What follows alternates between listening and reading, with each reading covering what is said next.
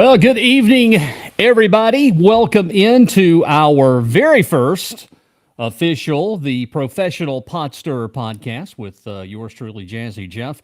I hope that you have had a wonderful Friday. It has been very interesting on my end, and we'll wait a few more minutes before folks join us here as we start the top of the hour. It has actually felt like summertime today. And tonight I hear it's supposed to get cool again, and then tomorrow in the 60s. So again, we're in South Carolina where we can have 4 different seasons in less than 30 minutes. So we're going to give a little bit of folks a little bit more time to join here. And I want to share with you the events of the day. As most of you know, I had the opportunity a little bit earlier this afternoon around 2 o'clock. I met with the developer of Sanctuary Cove, Mr. Tyler Cox.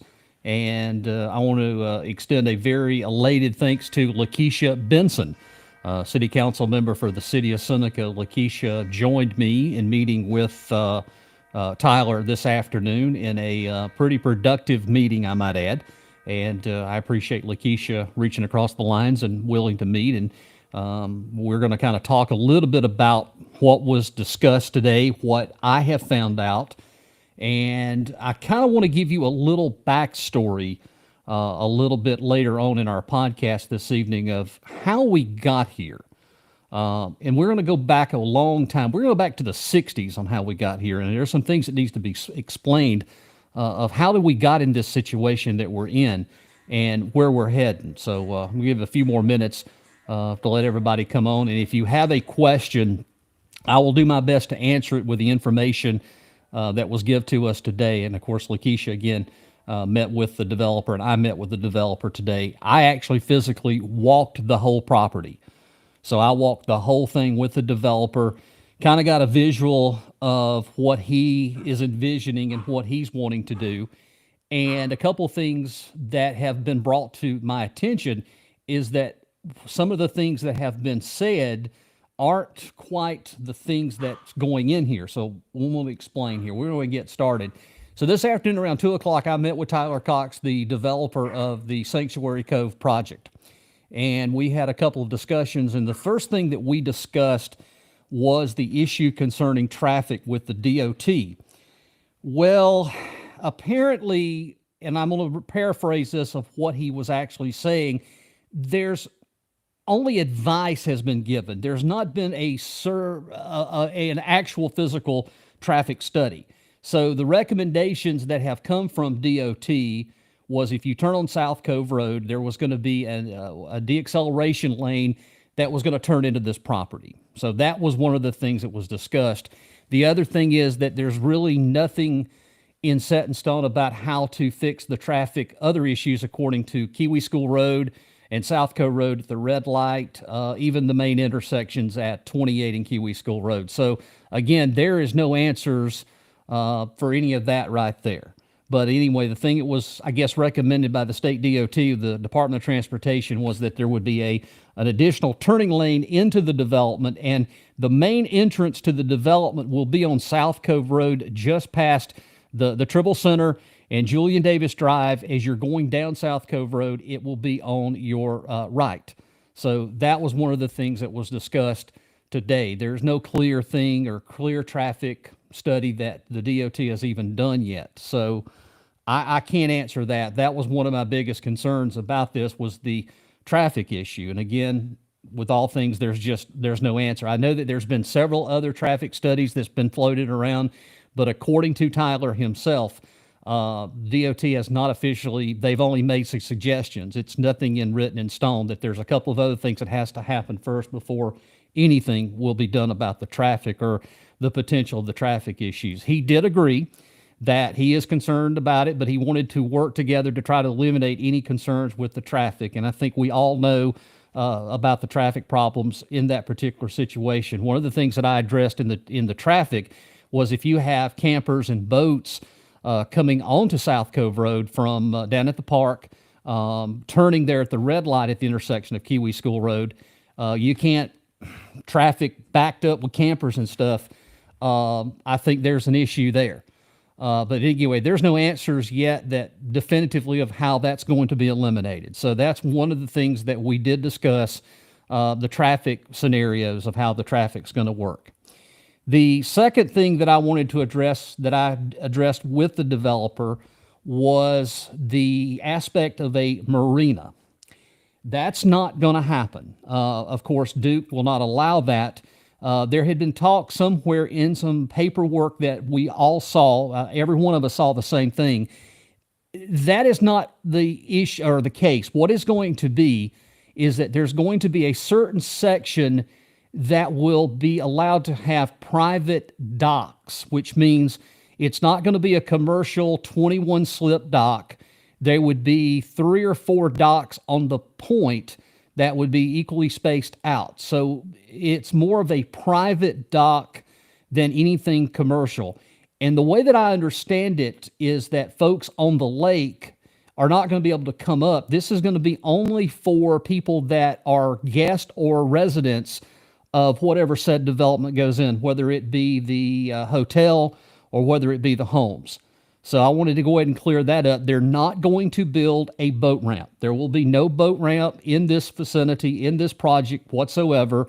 Again, that is pretty clear. That's coming from Duke Energy. Duke Energy is saying absolutely no.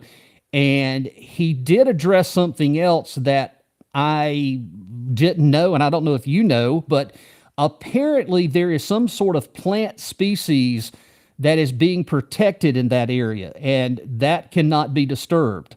And that's what he told today concerning what Duke Energy has said. So I want to alleviate the concerns there about a marina.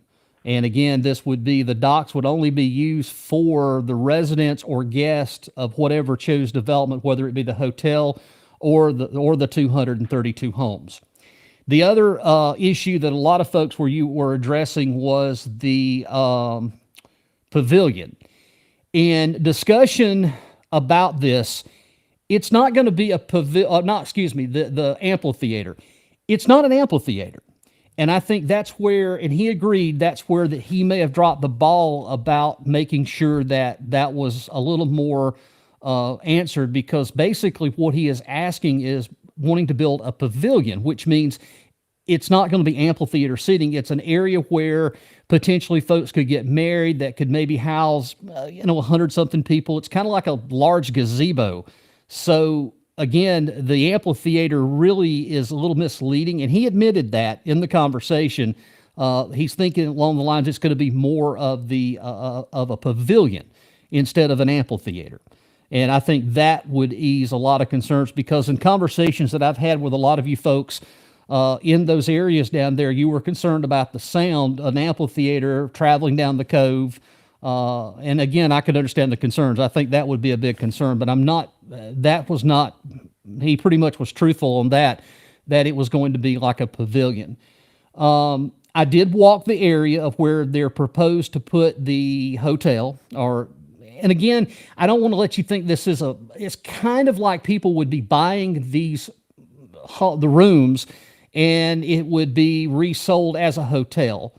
That's the impression that I've got. I believe that that's what was said to us, similar to what is happening at Clemson, down at Clemson Lodge, down at Lake Hartwell Village. I think that's more of what along the lines this is going to be.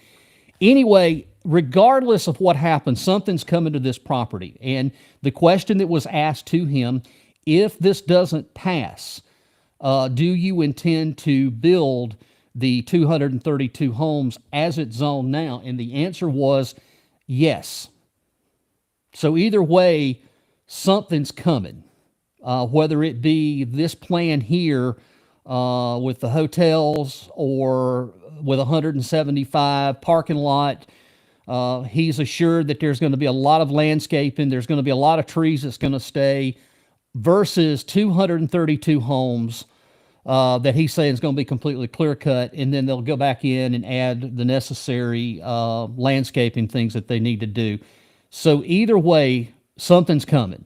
Some other questions that was asked that we asked, who was the backer. We didn't get an answer on that, and things like that. One of the things I'm going to share with you, the property is allegedly supposed to be going in his name coming up in June. They're going to be closing on the property in June. I thought that was kind of important for folks to know. So the gist of the matter is, after the clarifications of what we saw, what I saw via the agenda on the Planning Commission, kind of a little bit different. And again, I don't think that's going to eliminate a lot of folks' concerns, but as far as the marina, that's not happening. The boat ramp, that's not happening. Again, there's other variable things that are still in play. Again, the meeting was productive. I had some conversations, and I explained how I feel. I explained how a lot of other folks feel that live in the Indian Oaks subdivision down there, Chartwell Point Drive. I think that they make some very legitimate concerns that, again, this is going to go in their backyard, and it's been kind of a nature area for many years. And the whole aspect of South Cove Road is going to be affected from this development. From Port Santorini, South Oak, and even the park, it sometimes is going to be affected with this, because the issue now, not having the answers, is traffic.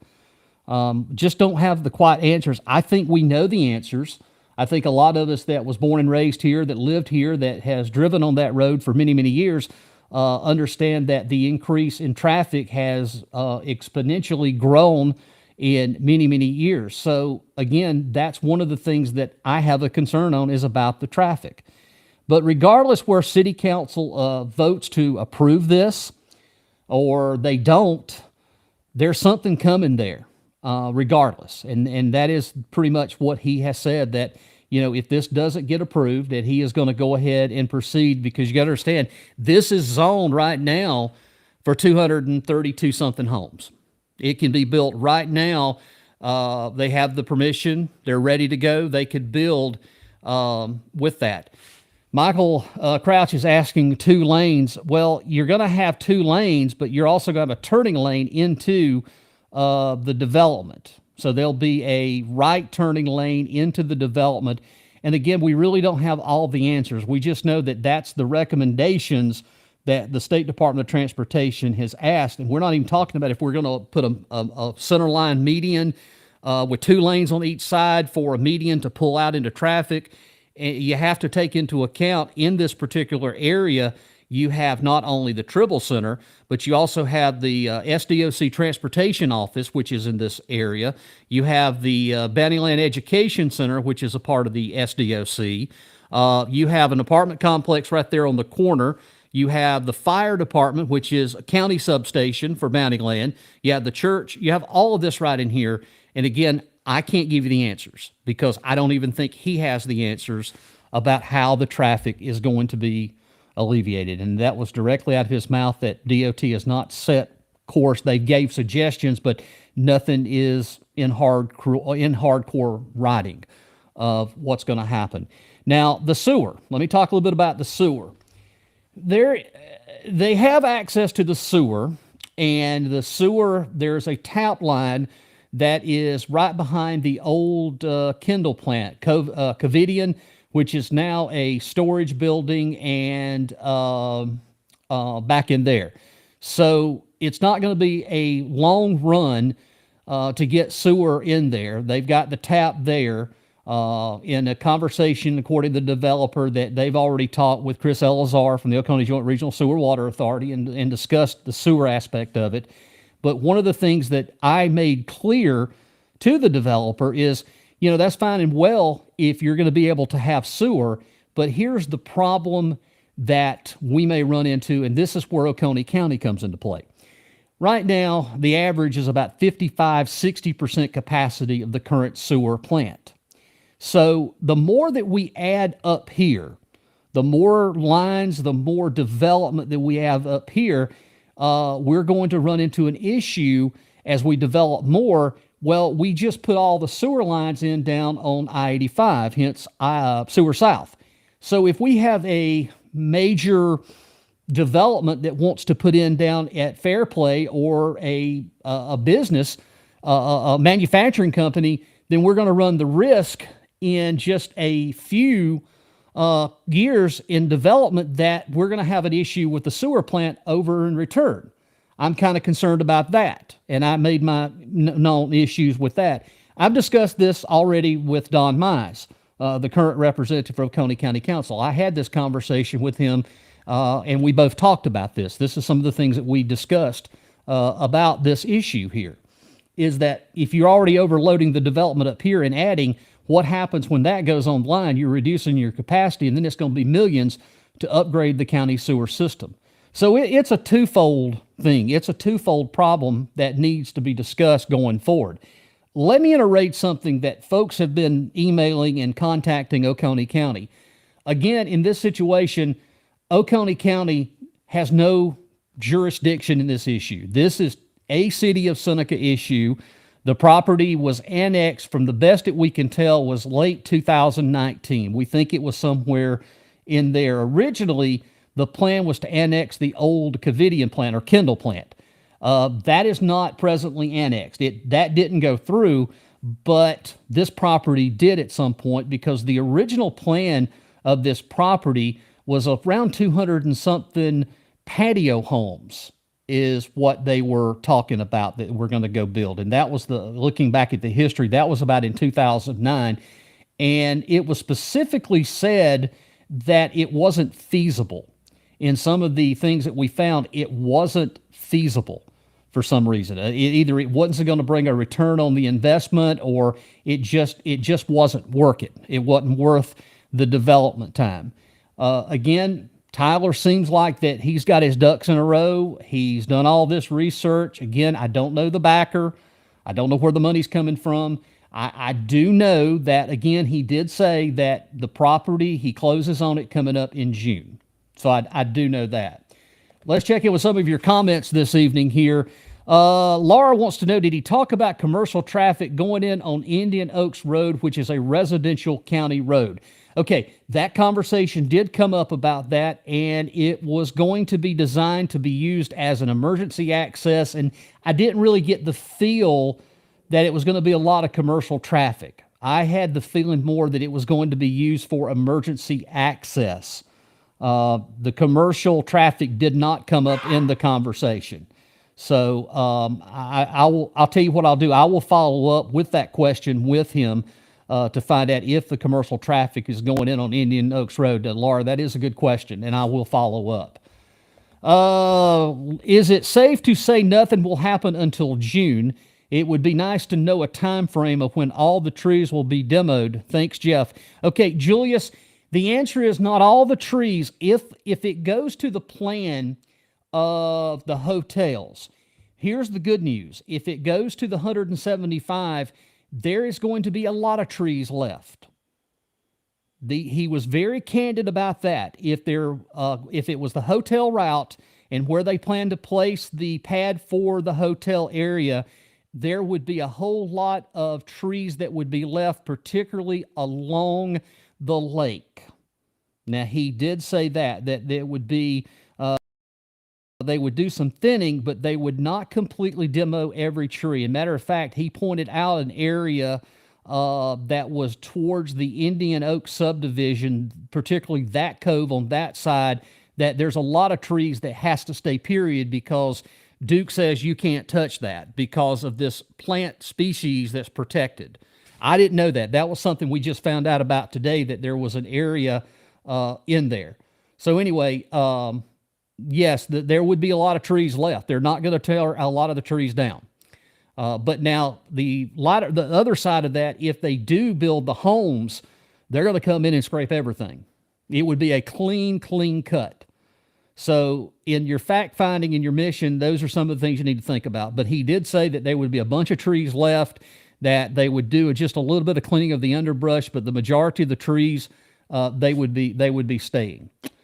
Laura, let me follow back up with you real quick. At the planning meeting, he indicated caterers, landscapers would access the property from Indian Oaks. Okay, I will follow up. I've got his name. I've got the information, and this will be a post follow-up because we're going to do another show here coming up sometime next week. We'll have another discussion about this. And again, all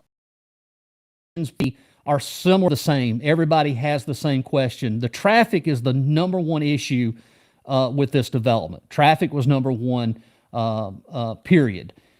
Jim, what you got for us? Already an issue with the sewer plant. Just drive 59 at Crossroads at about 5 a.m. Well, my friend, you're exactly right. Having grew up over in that neighborhood, I particularly know all about the smell, especially in the summer months, in the evenings, and we used to call it the nuclear doo-doo plant because it does sneak. So I'm with you. I'm with you there. Coach Amanda Holder, stay in the game. The bottom line in my mind is that if you change the zoning from residential to multi-use and anything falls through, the sewer, for example, then they could change this to build whatever else they want to build. You're right. If they changed it to the multi-use, so it would be zoned a certain amount of things for the commercial industry. Again, if this falls through, and it doesn't go forward and it reverts back to the current 232 residential, then that's what you're dealt with. So right now, you have to look at this aspect. The property is already zoned. It was zoned 2 years ago or 3 years ago, maybe a few years ago. It was already zoned for residential. 232 homes can go in this property right now without anything because that's what it's zoned for. So it is a catch-22. If this does completely fall through and it was already changed to the commercial side of things, that's what it's designated for.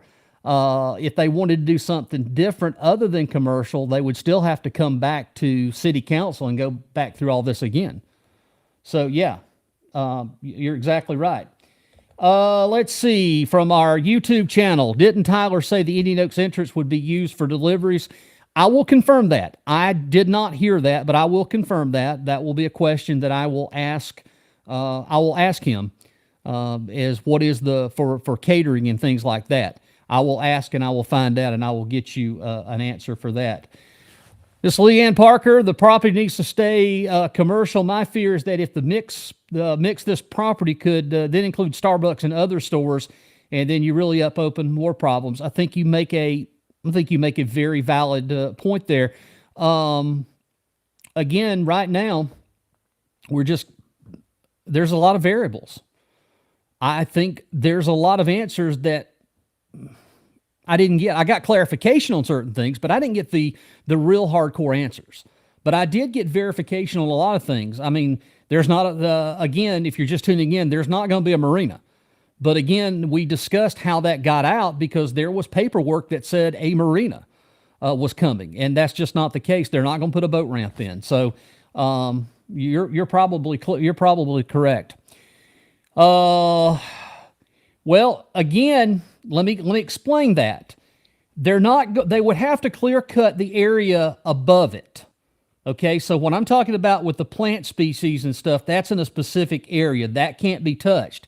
But what I'm saying is right now, they would come in and above all of that, where they've got trees and stuff now where they would put in the hotel, they would take it and cut all of that out except the area that is protected.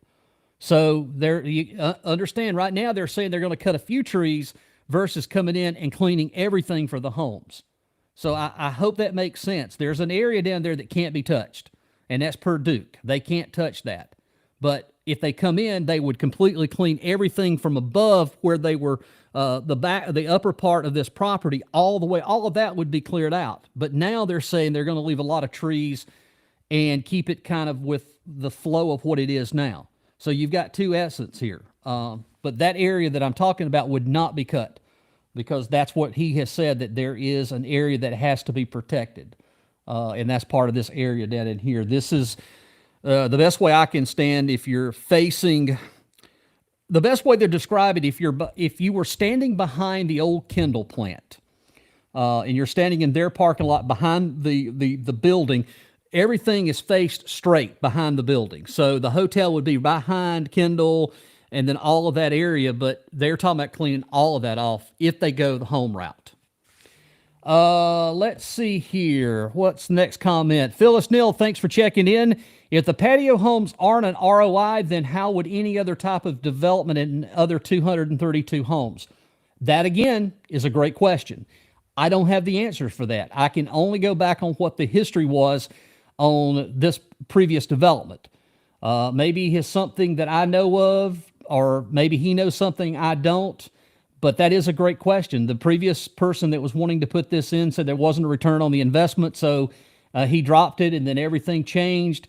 Somehow this is apparently going to be a good thing.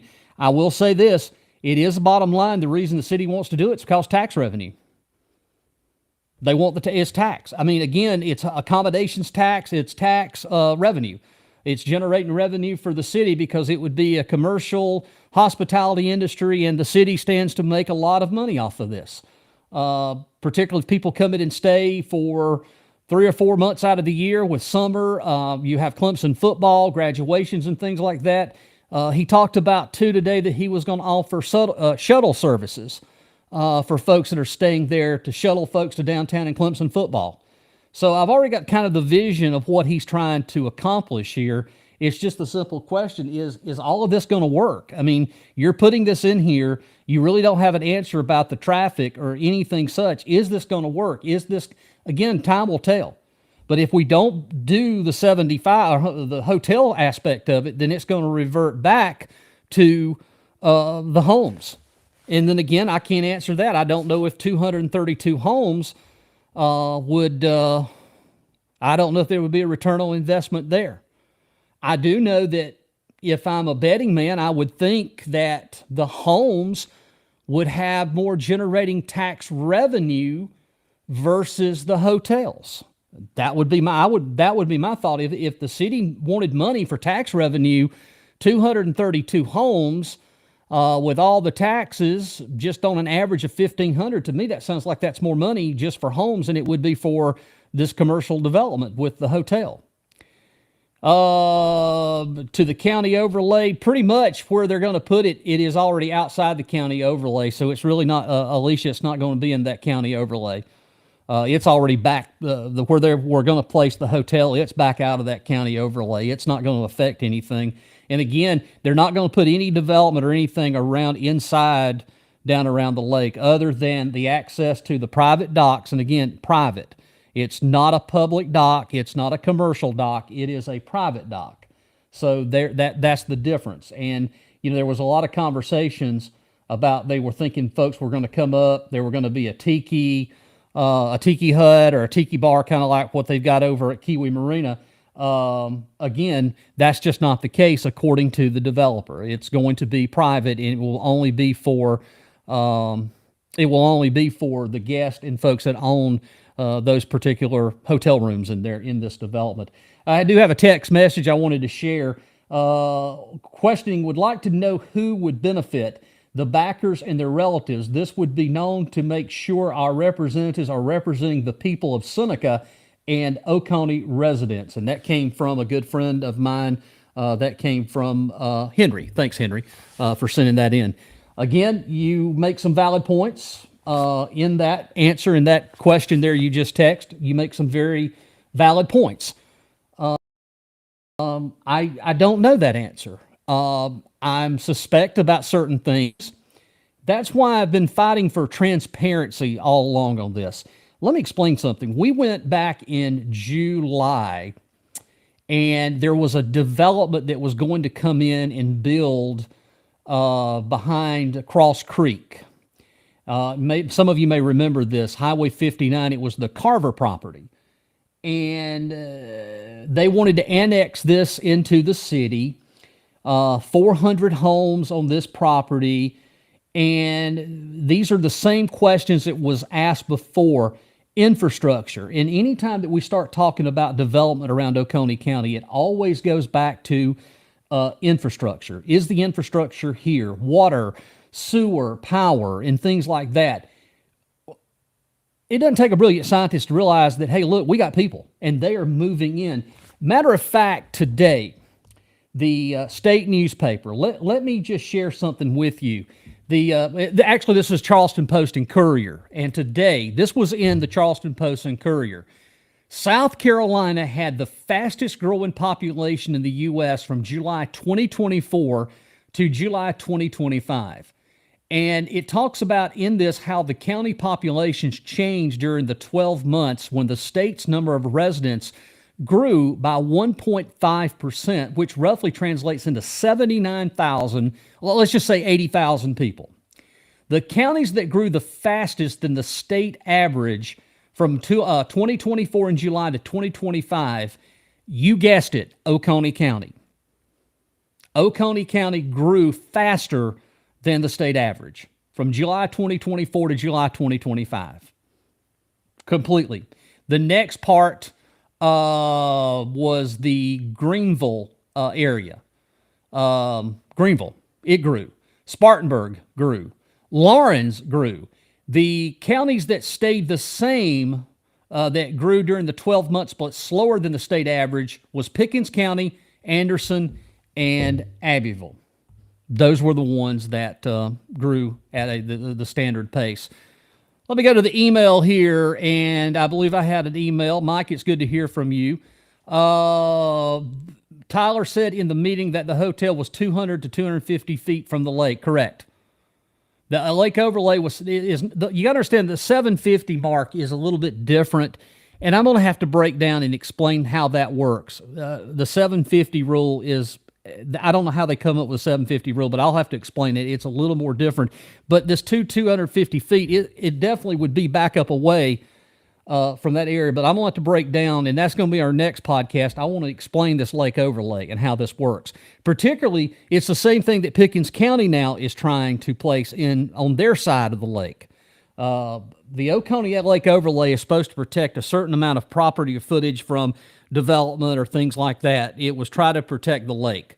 So again, I'm going to break this down, and we're going to have a discussion coming up in our next podcast about how this 750, this lake overlay works here in Oconee County. Let me go on real quickly here. It is 8:30 here on a Friday evening. Okay, Martha, this is a very good point. So I was notified by a couple of people that did I know that the city was asking to annex the old vocational, which is the Bountyland Education Center.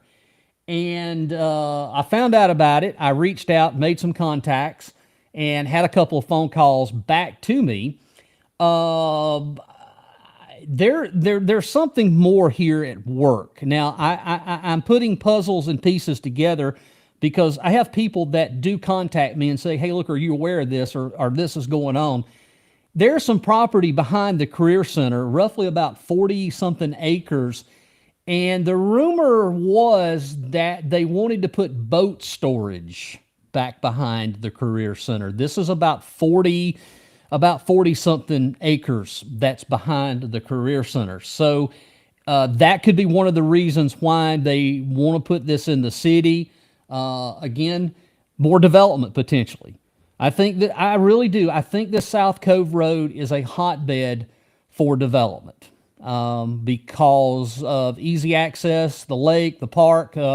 Again, if you think about it, you have South Oak Point, you got Port Santorini, which is one of the original lake developments down here, built in 1975. You have the developments or the subdivisions that's on down just before you get into South Cove. So again, this would have to be a power play to get tax revenue. Unless there's a development that's in the works that no one knows about, again, that could be the potential. I'm not sure. But I think it's a power play. I think they want this for potential for annexation for, again, revenue. And that's what it boils down to. It's all about revenue, taxpayers, money. Let's face it, Seneca's growing where we want it to or not. I mean, I wouldn't be surprised in the next census if we see Seneca at a little over 9,000 people inside the incorporated city limits. I believe that that's going to happen. The thing that worries me about all of this, if we start putting all this development, what about law enforcement? Are we actually having a conversation? Can the city keep up with it? The fire department is the same scenario. There's talks right now. The city wants to take the Bountyland substation from the county. There was talks about if, they think that city can run the Bountyland Fire Department substation cheaper than the county, then, I think the county is going to give it to the Seneca. I don't know that, but that's some of the talk. And the county just built that, and the county's just put firefighters and equipment in there. Again, you're going to have a development potentially going in, and the Seneca Fire Department resides down on South 4th Street. That's going to be a long trip if there's something happens up here. So, again, if Seneca's going to develop and expand, they're going to need something to house potentially a fire department up here, and again, they're probably going to have some police up here. But you still have an issue that this area is just sitting out by itself. Nothing in Bountyland is annexed yet, or could it be coming soon? Don't you think about that? If you're annexing this, it's just a matter of time before you start annexing downward or upward.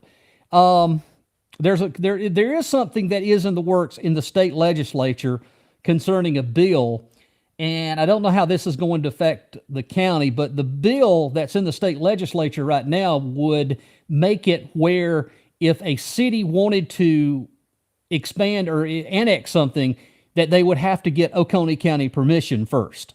That is a bill that's in the state legislature that's being worked on. So I again, it was in committee. It is part of a bill that's pending. So I don't know if what's going to happen to that. At what point does Oconee County have to say, okay, well, that's not a good idea, or is that a good idea? And understand this. I don't have all the answers, but you have one set of zoning for Oconee County, and then you have a different kind of set of zoning for the city of Seneca. And the two don't really kind of overlap. That's why we probably do need to have a conversation about having a municipal overlay. So one overlays on the other so that you don't have kind of two different zoning requirements. It's not the simple fact that I think in this, there's a difference when we talk about property rights here. This is not a property right issue for somebody that owns 25 acres that wants to build a farm or a barn or a home or whatever. This kind of development affects a wide area of people. It's affecting many subdivisions. It's affecting that road. It's affecting traffic. And sometimes I don't think we stop to have a complete conversation. What are the outcomes of these things? We want to jump because we see money. We don't want to have a conversation, okay, if we do this, how is it going to affect the city and the county in the next 5, the next 10 years?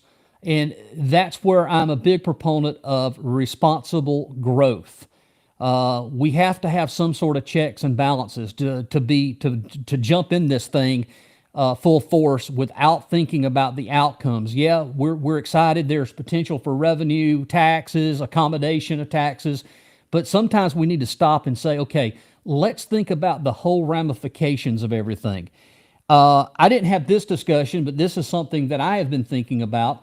I believe that we probably need to put a 30-day hold on this thing. I think in 30 days that there needs to be a conversation. I made this recommendation to Tyler. I told Tyler, I believe that you probably need to set up a meeting and bring people into this meeting, and you need to talk to these people that this is going to affect.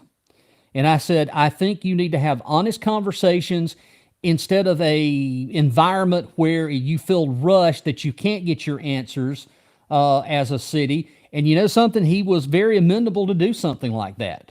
If that's something you all are interested in, I'll circumhead that and put that together, because I think you folks out there need to ask these questions. You need to ask them how you feel about certain things or what's on your mind. I think that's the only way that we're going to get through this. With people's going to have to open up and start talking, and you're going to be transparent. And again, I will say this. I said it as we started the broadcast. Lakeisha Benson has been a big fixture of wanting to get to the answers. She has worked hard to formulate these things and find out how people feel. And she met with me today. I invited her. I said, Lakeisha, I think it would be a great opportunity for you to come out there. I'm going to meet him. Tyler reached out to me, and I said I agreed to meet. But I think it would be a great opportunity for the community as a whole that this is going to affect. I think it's time to have a conversation with just the developer. I don't think the city needs to be involved in this. I think the developer and the people that it's going to affect need to have a conversation and get these things out on the table. And let's find out, here's what's going on. I think we're all asking for transparency. We're asking these questions that need to be answered because we don't want to be stuck with something that falls completely through in the next few years. Or if there's an investment made, we don't want to see this thing completely fall apart and then all of a sudden something changes. There is nothing wrong with asking these questions and being part of the transparency. Matter of fact, had certain folks in the city been more transparent about this, I think there would be a lot more issue. I will say this. This is my opinion. I kind of feel that if Mayor Dan Alexander was still mayor, that there would have been different. I think this would have been completely handled different. I think Mayor Dan would have been a lot more responsible and would have opened up a little bit more. Again, I'm not quite grasping the concept about how the current mayor is doing these things. I have my issues with the current mayor. There were some things that were said and done that I held the mayor was supposed to do and he didn't do. And I'm sorry, you tell me something you're going to do and you don't fix something, then I'm sorry. But I go back just the history of Dan Alexander. I just don't think this would have happened if Dan had been mayor. I think this would have been handled completely differently. We never really had an issue with Dan. Dan was always open and forthcoming, and Dan had the vision of Seneca as I do. We all grew up here. We worked here. We lived here. We played here, and he likes that community feeling. I just think there was some things handled wrong. And again, I think you, the citizens, that again you don't live inside the city. That's the issue. And I think they felt like at some point, well, they don't live inside the city, they don't matter. Well, I take it a little bit different. You may not be city residents, and you may not be able to vote, but this affects your yard. This affects your back door. And again, I think that is, I think that right there is a little bit of the issue. I've got a text message. Are there any people on the planning commission or board related to the mayor or the city council? Just say Henry. Yes, Henry, there is. I will go and explain. You have Mayor Pro Tem, Scott Durham's son, is on the planning commission.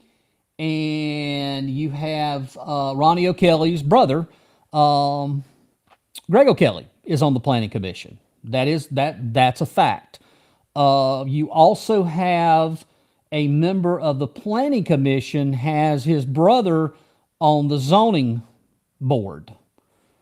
Keith Hart and Alan Hart, they're brothers. So the answer is yes. There is a relationship there, the planning commission and the zoning. Yes, the good question. There is. I want to get into something real quickly here, and let me get to Phil Hughes real quick. I want to thank Phil for my shirt, by the way. Phil did my shirt, Phil Hughes. I thank you, the professional pot stirrer. I want to appreciate that. And he says about Lakeisha, too. Lakeisha is great, but she's only one person. I think the shark just fell and tried to attack me. The boss makes the rules, and she has helped me tremendously. And again, I'm serious. I give kudos to Lakeisha, and I can't say enough about the work that she's done, the communication, and she's in a no-win situation. She's wanting to do the right things. I want to switch gears because this is kind of what I wanted to talk about next here in just the last few minutes that we're going to be on the podcast. Al Shadwick has been posting some great comments about kind of how we got here. About Duke and Crescent Resources went bankrupt. So if power company can, anyone can. Just ask Duke. And again, Al, again, longtime resident here of Oconee County. We most know about the Cross Creek and stuff. And Al has been bringing up some great points on my social media page concerning all of this. So let me go back a little bit in time. This is going to be our little history lesson tonight. How did we get here in this? Well, you have to go back to January 2nd, 1965.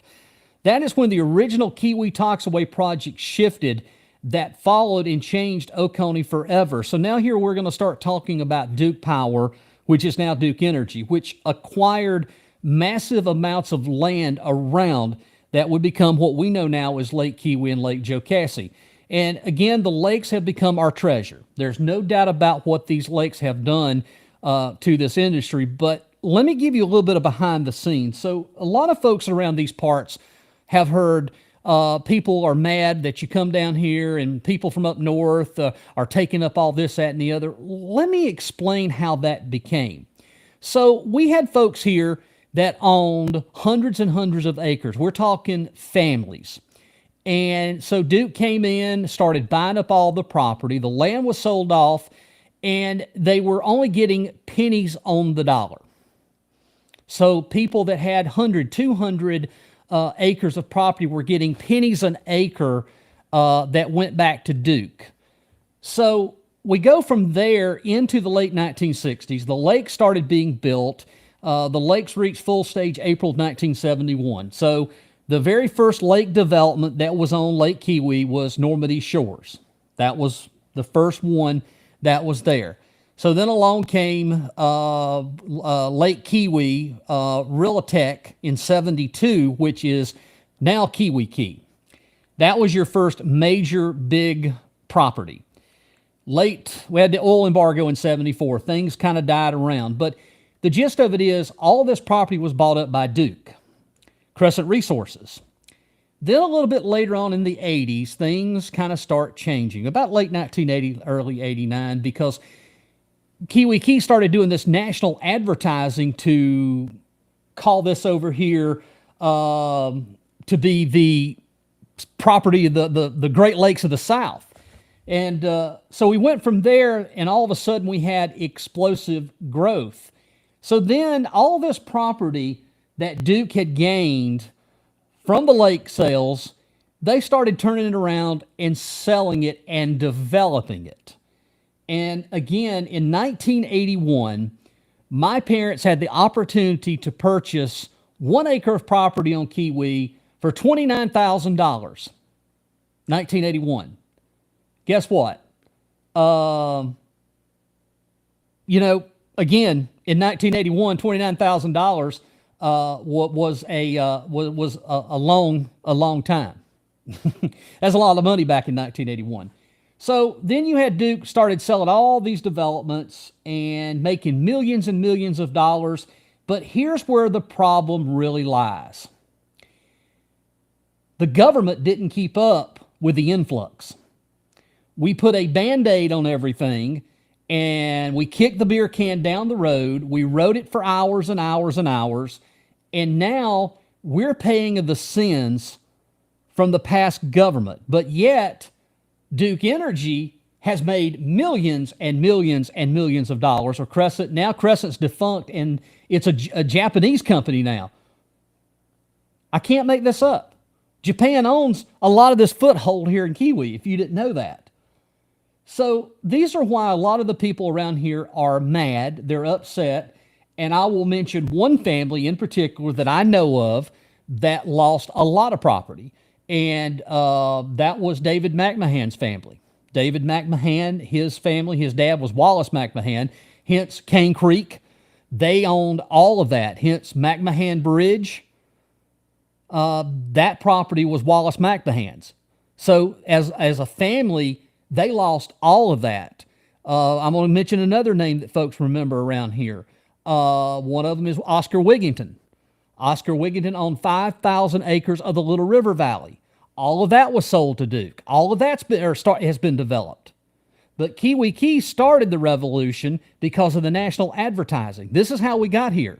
So when I talk about planning, we're paying for the sins of previous county councils, previous city councils. We're going back and we're paying the sins for many years ago because we grew so fast, we had all this development, and again, there wasn't a plan.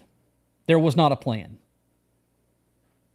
We kicked the beer can down the road thinking that everything was going to be okay. Well, guess what? The planning caught up with us. It's still catching up with us. We've got more and more people coming here, and at some point, it's a tipping point. Now, I'm not going to say we're going to tip off right in Lake Hartwell, but it's coming. And again, the sewer issues, the water issues, the power issues, you've got data centers, you've got all of this. This is where we're at. And again, I appreciate Al Shadwick bringing some of that up because he's exactly right. This is why a lot of the people, the homers that were born and raised here, they're still upset about that because they have a right to be. They lost property and did not get anything for it. We're talking pennies on the dollar because In 71 and 72, it was told to a lot of folks around here that this is where the three-eyed fish come from, the story.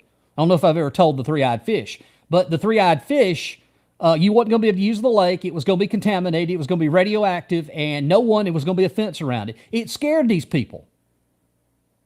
So Duke just, hey, I'll give you 3 cents on the dollar for this acre. Come on. Yeah, you can't use the lake. That's where the problem lies. But yet Duke got rich. Now, here's the lighter side.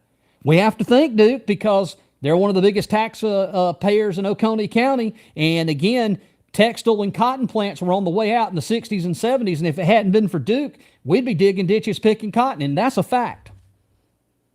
Duke changed our way of life. It put money in our pocket. But again, we're paying the sins of a company that's made billions and billions of dollars on our people. And that's where we're at. I want to jump gears real quick to Lakeisha, and I want to talk about Lakeisha here real quick. Lakeisha says, I haven't been fully owned, just logged in and heard one part regarding planning for future. Again, when I talk about planning for future, I'm talking about development and things like that. You do plan for the future and things like that. You do look at long-term impact. Again, but there needs to be a little transparency on that. Didn't live in the city limits growing up, so also listen and respect people who are outside the city limits because they still Seneca. You're right. Also, I heard you mention the overlay between the county and city zoning. That's something we've pushed for, and that's good to know. Again, that may eliminate some of the issue between the city. It's municipal overlay is what it's called. So if you have a developer can't play one versus the other. So if they go outside the city and it's something close, they're going to have to honor you have the same kind of zoning. And I agree with that. Dana Moore has repeatedly spoke to about the need for that publicly. I've got the kids, so I got to pop back off. I'll watch later.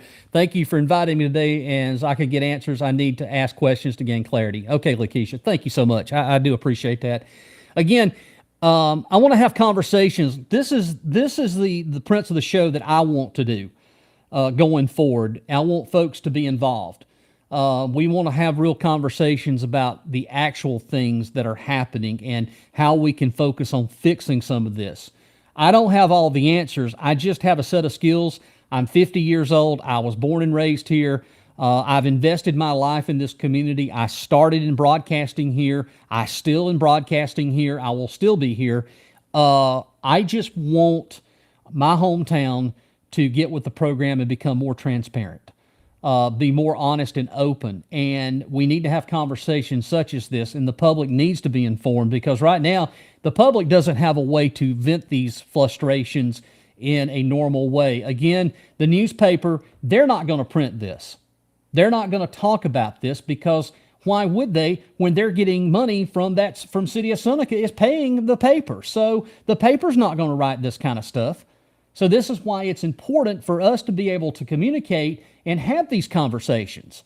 Because if we don't have these conversations, how are you, the citizens, going to know what is going on? I'm not going to lie to you. I'll tell you what I know. I'm not going to be right 100% of the time, but there's things that I'm going to find out for you because you're asking. Al once again says, the project will be on sewer.